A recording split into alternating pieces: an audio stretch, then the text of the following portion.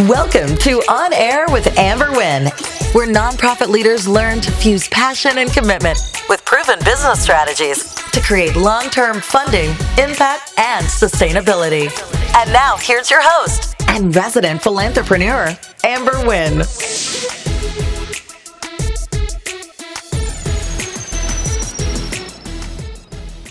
Hey fam, it's Amber, back on air again with On Air with Amber Wynn. So excited to be in your space today.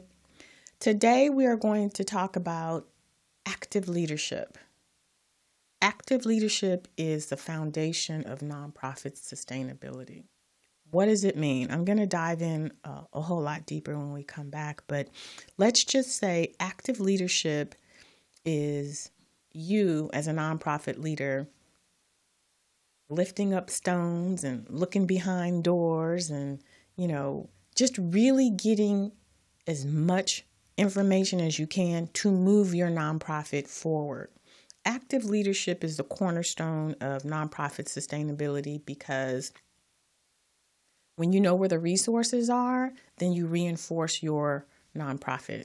I send out a lot of resources to my nonprofit organizations because I know that a lot of time they're tunnel vision, right? Their head is down to the ground.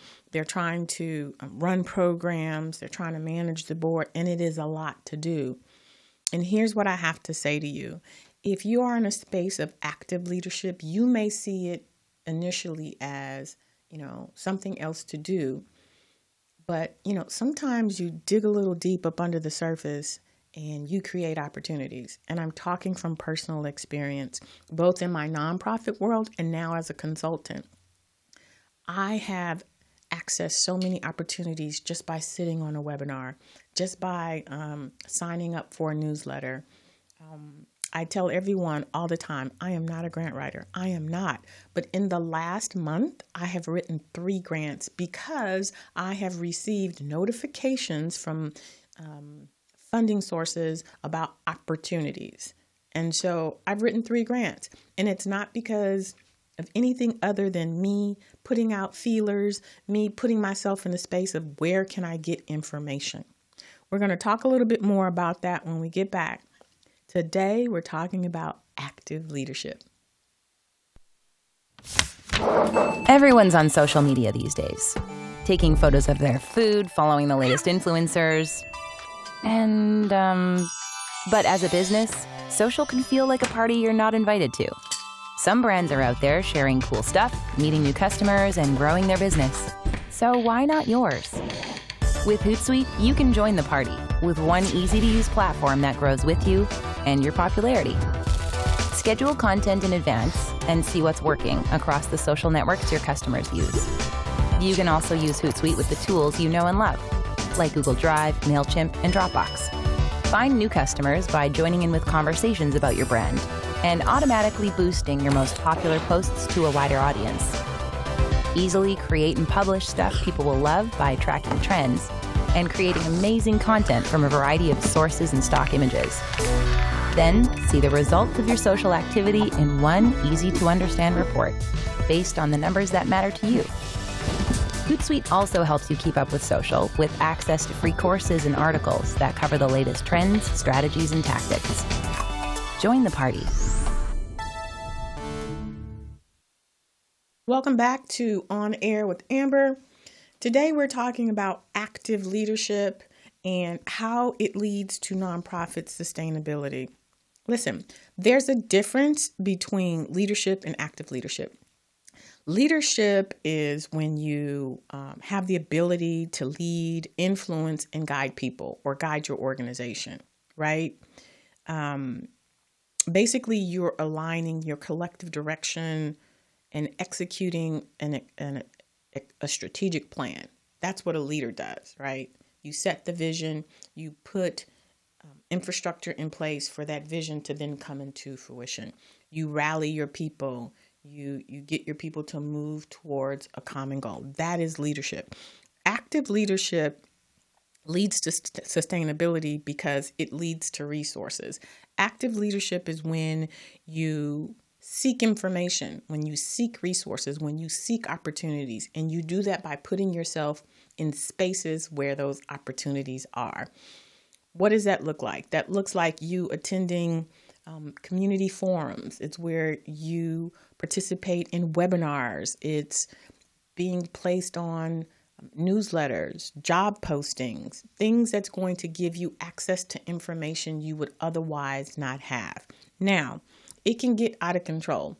I am constantly looking for resources for my nonprofits because I know that everybody's not there yet.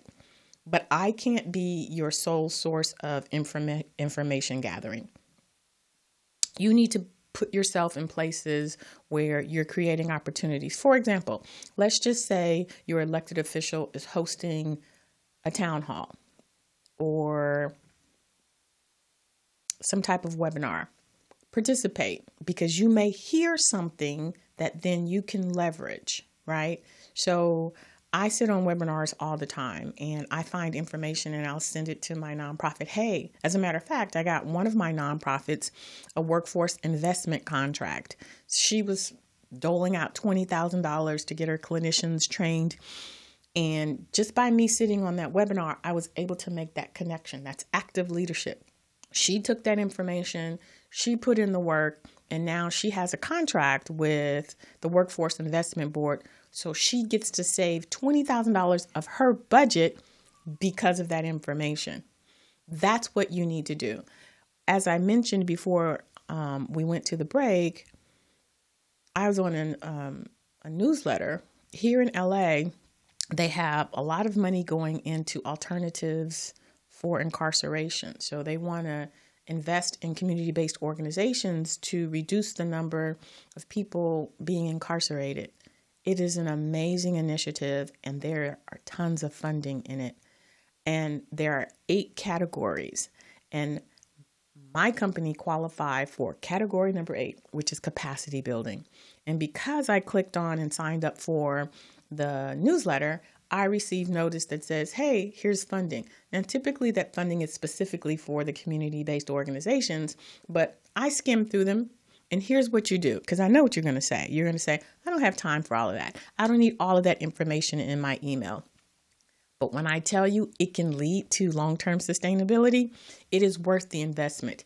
Here is what I do. In the morning, I put on my glasses because I'm half blind and it's super duper blurry. And I take 15 minutes and I read through all of my emails. 15 minutes. I don't go more than that. And I look for resources. And I have a folder that says funding resources. And I put them in that folder. Then at the end of the day, right, a half hour before I clock out, I read through those resources. And if those resources benefit me, then they go into another folder that says Amber Wynn. If they benefit my nonprofits, then they go into that, and then I distribute them. So it becomes a practice, right? And then like after 4 or 5 emails, like if the newsletter isn't presenting itself with valuable information, then unsubscribe. I'll do that. I'm like, ooh, this looks interesting. Let me see if this newsletter can provide me with information for my nonprofits or for my business. After 4 or 5, if I don't see anything that does either one of those, I unsubscribe. Generally speaking, I get tons of information. Hey, join this webinar. This webinar is about this and this one. And I'll jump on a webinar. I'll block it off in my calendar because more times than not, I've gotten some type of beneficial information from it, either for my nonprofits or for my business. It is your responsibility as a nonprofit leader to actively grow your organization. The only way you can actively grow your organization is if you're getting resources, is if you're getting information. So keeping yourself in this silo is going to keep your organization small. The more information you get, the more resources you get, then the more your organization is going to grow. Listening to my podcast is active leadership. I hope that once you listen, you get ideas, you get resources, and it's helping to expand your organization. Wonderful. Replicate that, duplicate that, triplicate that. Get other resources. There are other nonprofit podcasts out there. There are other organizations that are providing training. I list some of them as sponsors on my organization, on my podcast. You have Nonprofit Ready. They provide training. Go on there and take some of the courses. Go on there and look at what other options they provide you so that you can grow yourself as a leader. Then go to some of your elected officials. Look on their websites. Maybe they're having a community meeting. Attend the community meeting. And listen, you don't have to go every month. Make it a point to go 3 times a year or twice a year, because maybe at that elected official town hall, they're going to announce, oh, we've got funding coming down the pike. And if you want to apply for it, here's the criteria. I can't tell you the number of times I've been in a meeting and I've learned about some resource. Or maybe you're at the meeting and you're talking about what you do and a person says, hey, I need to connect with you. I can't tell you how many times that's happened to me. Bet, here's my business card. Let's connect. And then it's turned into something else. For me, I've also put myself in a place of service. So I'm in a space and I'm providing information, just providing information because I have it and because I want my community to be strong. And as a result of being in that space and sharing what I do, I've gotten contracts. I've done webinars, trainings, and people who are on that webinar who are a part of their organization and they see the need, they reach out to me and say, hey, can you give the same training for my organization? Absolutely. But it is me putting myself in that space where I am exposed to other organizations, where I'm potentially exposed to funders, that makes me active. I'm active and engaged. It's not enough to just be in your organization and lead. You need to put yourself in spaces where you create opportunities and where opportunities exist. That is active leadership. And because, nonprofit resources come in different ways. It's not always going to be a grant. Sometimes it's meeting a person. You meet a person, you form a relationship, there's some synergy. You may get a subcontract from that. Or you could be talking to a person and they'll be like, oh, I can get you this donated because they have connections. You just never know. I've put myself in spaces and I've gotten people say, oh, come by here and I'll give you, we got this donation from Lady Gaga, this makeup that she's doing. I'm like, really? Yes, give me the donation. Like, you just don't know. But if you're not in those spaces, you won't have access to those opportunities. So active leadership is extremely important in nonprofits. It just is. We mentioned on a previous episode that 69% of funding comes from individual donors. How do you get in front of those donors? You get in front of those donors by being in spaces where they are or people who know them are. Someone could say, oh, I know somebody on this board who's a perfect connection with you. You have similar missions you need to meet. You just never know what's going to come from it. So I am saying to you, having been an executive director, I know that you have a lot on your plate, but you can actually flip the script so where you're not working so hard. Put yourself intentionally in spaces where you have access to opportunities, and what it will do is it will increase your capacity. Because think about it. If you're at this event, somebody introduces you to a funder, you get that grant, that's less work you have to do. So how do you go about that when you're everything and you're doing everything? Start off small. Start off with taking webinars or signing up for webinars. And if they have a replay, listen to it while you're folding your laundry, right? Start by signing up for newsletters and doing what I do. In the morning, take 15 minutes, skim through the newsletter, see if there's any resource. Bam. Start by attending one event a month. One event. This month, it may be an elected official. Next month, it may be a funder. The month after that, one event a month. I'm not trying to overwhelm you, but I am trying to get you to get outside of your silo. Because when you are in other spaces, then you get access to other opportunities. Active leadership. I know you can do it.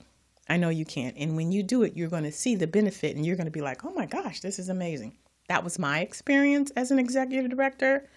And I'm saying this from personal experience because I was like, I've got grants to write. I've got curriculum to develop. I've got a board pack. I don't have time. But when my mentor's like, you can't afford not to, shifted my whole perspective because I trusted my mentor. And she's like, just do one a month. And I did one a month. And I start seeing all of the resources that came from being in the space with people who know more than what I know, or people who had more than I had. And it changed my perspective, and I've never looked back. So I am sharing that tidbit with you. Get out there, get active, bring in your resources. If they don't work after 4 or 5, delete them, unsubscribe. If you go to 3 or 4 and you don't see any resources, go to someone else. But try. Put yourself in a place where you can access resources. All right, I'm going to jump off my soapbox and we're going to take a break. But when we get back, it's Ask Amber. Calling or texting all small business owners and nonprofits. Did you know 95% of text messages are read and responded to within 3 minutes of being received? Nothing is more direct or immediate. And that's just one reason to add SMS capability to any Constant Contact plan. Another? It's smart marketing. Really smart. With all of your digital marketing tools in one place, Constant Contact makes sure you're connecting with the right people at the right time in the channels they prefer. So you can reach, engage, and keep more customers. Whether you're promoting a sale, announcing an event, or encouraging donations, adding SMS to your digital marketing strategy just makes sense. And a lot of dollars, too. Constant Contact. Welcome back to On Air with Amber. It's your girl, Amber Wynn, Philanthrepreneur. And now we're at the episode where you get to ask Amber your question. You have a question for me? I have an answer for you. If you have a question, you can reach out to me on any of my socials. You can visit my website. I'm on Instagram, Facebook, Twitter, and you can email me at amber@amberwynn.net. Today's question comes from my Instagram, and it's from Roland. And Roland says, "Hi, Amber. My name is Roland, reaching out from Detroit. Detroit. My question is about legacy building. I started my nonprofit to make a difference in my community and to pass down my legacy to my children, to build generational wealth. My question is, can I place my nonprofit into a trust to safeguard after I transition so that my children can inherit it?" First of all, Roland, kudos to you for thinking about generational wealth. I'm all with that. Unfortunately, though, no, you cannot. First of all, a nonprofit can never be owned, not by a person, not by a group of people. And because it's a public charity, that is the number one. That is the number one thing that defines it as a public charity. No one person or no group of people can benefit from it. So you can't, if you can't own it, you can't benefit from it. And to put an asset into a trust, because that's what you're doing, you're putting your assets into a trust. When you put them in your trust, it means then that you benefit from it, right? If you own it, then there's a benefit from it. So that's just not a possibility with a nonprofit. In terms of putting something in a trust, if you want to put a business in a trust, which you absolutely can, I have my business in a trust, then it needs to be a for-profit. You can do an LLC, you can do a corporation, because you can generate revenue and you can sell it and you can pass that on to your children.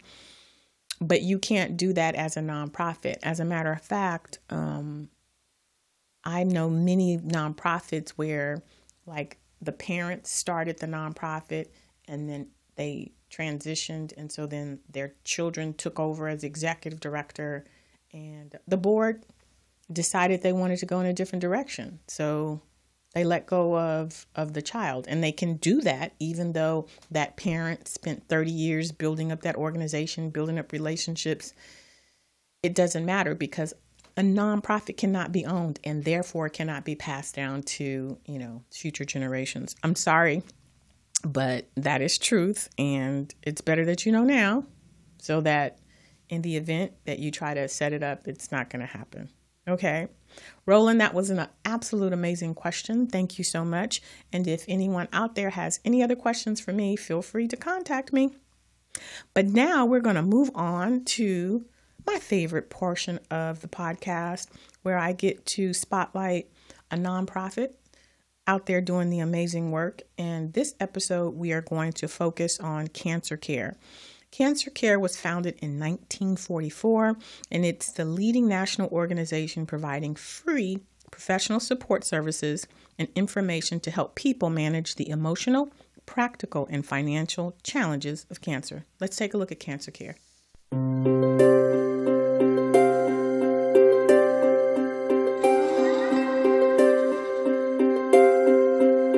My name is Trish Goldsmith, and I am the Chief Executive Officer at CancerCare and have been in the oncology field for over 20 years. CancerCare was founded in 1944. At that time, it was really designed to help individuals financially and psychosocially that had a diagnosis of cancer. The organization has never wavered from its mission of providing help and hope to anyone who's been diagnosed with cancer. So there are many, many unique aspects of CancerCare that are really quite wonderful. First, we are an organization that serves individuals that have been diagnosed with any type of cancer. We don't just serve the cancer patient. We serve anyone who's been impacted. It may be a child, it may be a parent, it may be a grandparent. And our model is particularly unique in that the first point of contact for everyone who's reaching out to CancerCare, no matter what their need, is with a master's prepared oncology social worker. The social workers are specifically trained in dealing with individuals that have been impacted by a diagnosis of cancer. And that social worker can help them navigate through things that are going on in their life and match them with the various resources. It's somewhat of one-stop shopping. CancerCare's contributions to the oncology community are immeasurable.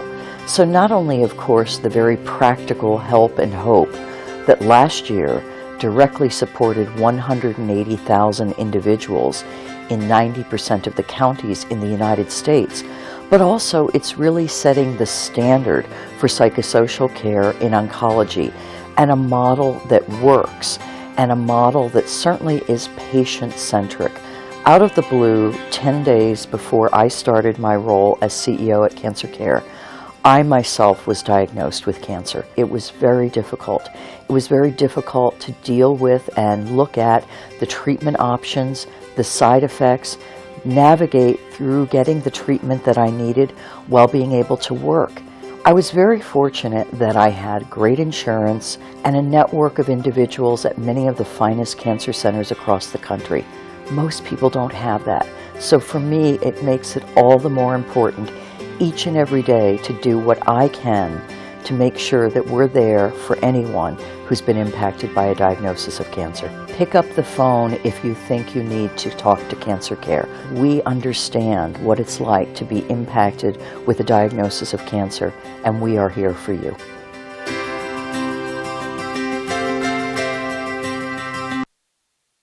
Thank you, CancerCare. If you need access to this amazing support, if this is an organization that resonates with you and what you're passionate about, and you want to donate, reach out to them at www.cancercare.org. All right. And so now it's time for my Mindset Minute. It's where I pause for a minute to share with you my thoughts on something that's just been swirling up inside of my head. Today, we've been talking about active leadership as it pertains to nonprofit sustainability. And my question for you is, are you training your board?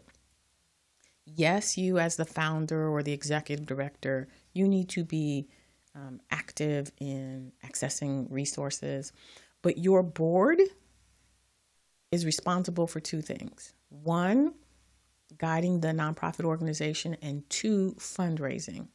And if your board is not doing either one of those, then they are not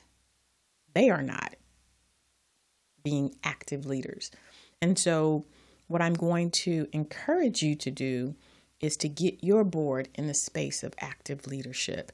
Your board is supposed to be your brand ambassador. That means they're out there talking about the amazing work that you're doing. That means that they are accessing resources to bring back to the organization to reduce the amount of money that you're spending, to increase the amount of revenue that's coming in. And if they're not doing that, they're not doing their job. Here's the thing. There are 3 phases in a nonprofit board. There's the founding, where it's usually your friends and family. And then the second iteration, when they start to build infrastructure and separate the board from the day-to-day. And then there's the institutional board. That's when you have the heavy hitters who come on and they're bringing resources. If you are the founder, I'm just going to keep it real, and the executive director, you need to make sure that your board is getting trained. If you haven't selected a powerhouse board, meaning the people that you have vetted, you know that they have board experience, then they need to be trained. And if I can just be honest, even if they have board experience, because you want everybody to get on the same page. This person may have sat on a board where they did things this way, whereas this person may have sat on another board and they did it completely different. You want everybody to be on the same page. So when we talk about active leadership, yes, you as the executive director, as the founder, should be very active, but your board should be just as active. And the way that you get them to do that is by making sure that they are trained. You create a culture, right? You have a nonprofit consultant and come in and tell them what their roles and responsibilities are. You have them create a strategy, and then you send them out into the world, right? They've attended your events so that they can personally speak about the amazing work that you do. You can't have a board that never attends any of your events. If you have a board that just meets once a month, once a quarter, once a year, and they never attend your activities, then you're never going to have a board that is actively engaged as your ambassadors. They don't know what's going on. A lot of times I have my executive directors say, "Oh, I report out." That's not enough. They need to be able to speak from personal experience. And then when they're out in those spaces, when they're in spaces where funders are or resources are, they can talk personally about their experience with the organization. But you need to get them all on one page, give them the charge, and let them know, hey, you need to be out in these spaces bringing in resources. So today we've been talking about nonprofit sustainability and how active leadership is a huge part of that. I'm going to extend that to say not just for the founder, but also for your board. So look into getting them training so that they can also lean into their active leadership.